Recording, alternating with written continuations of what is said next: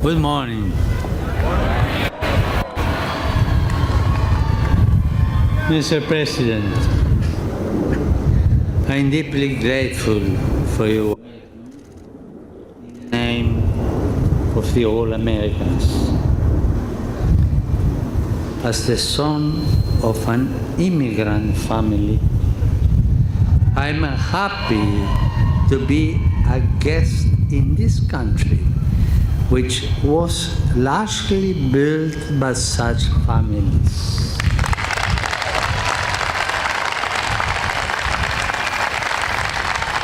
I look forward to these days of encounter and dialogue, in which I hope to listen to and share many of the hopes and dreams of the American people.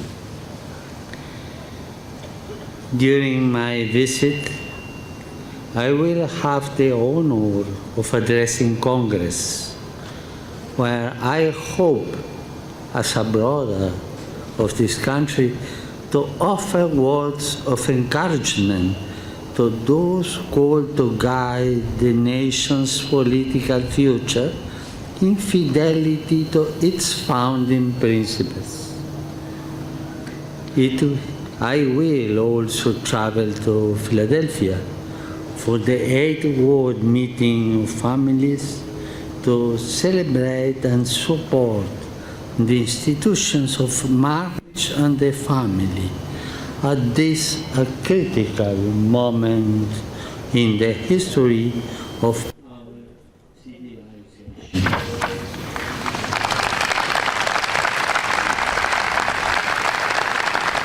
Mr. President, with their fellow citizens,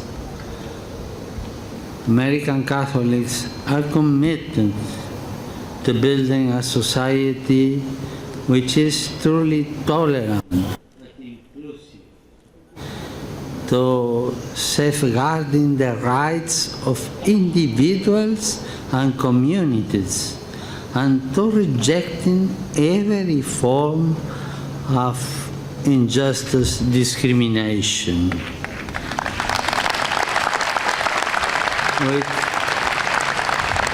With countless other people of goodwill, they are likewise concerned that efforts to build a just and wisely ordered society respect their deepest concerns and the right to religious liberty.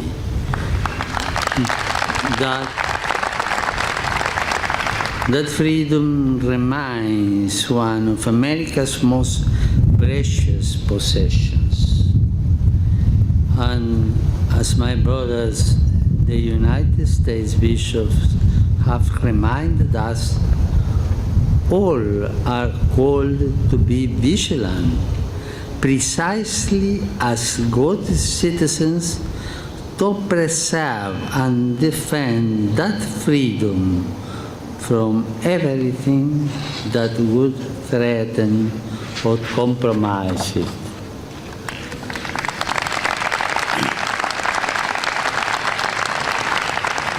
Mr. President, I find it encouraging that you are proposing an initiative for reducing air pollution.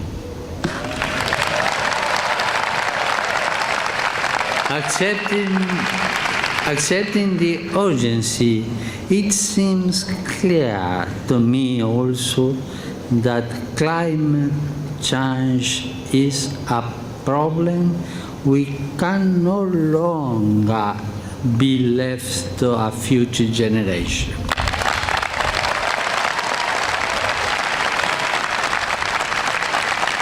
When it comes to the care of our common home, we are living at a critical moment of history. We still have time to make the change needed to bring about a sustainable and integral development, for we know that things can change.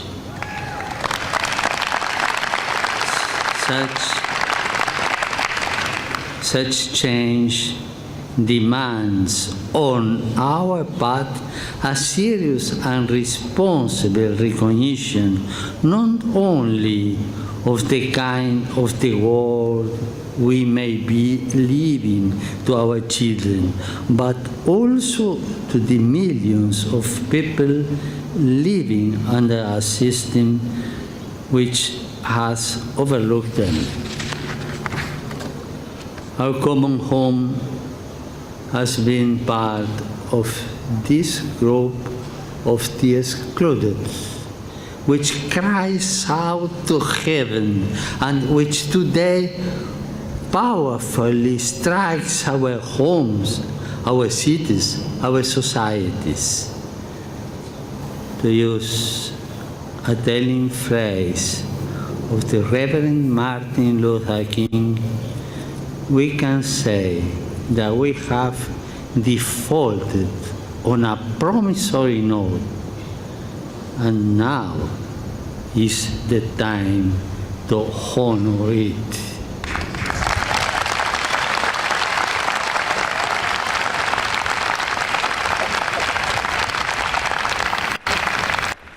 We know by faith that the Creator does not abandon us.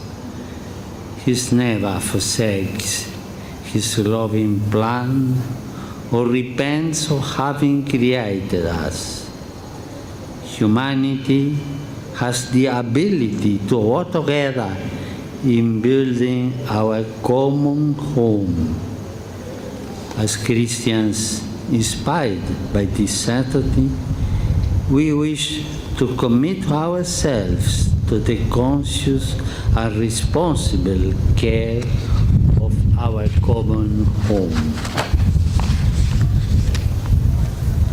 Mr. President, the efforts which were recently made to mend broken relationships and to open new doors to cooperation within our human family represent positive steps along the path of reconciliation, justice, and freedom. I would like all men and women of goodwill in this great nation to support the efforts of the international community to protect the vulnerable in our world and to stimulate integral and inclusive models of development. So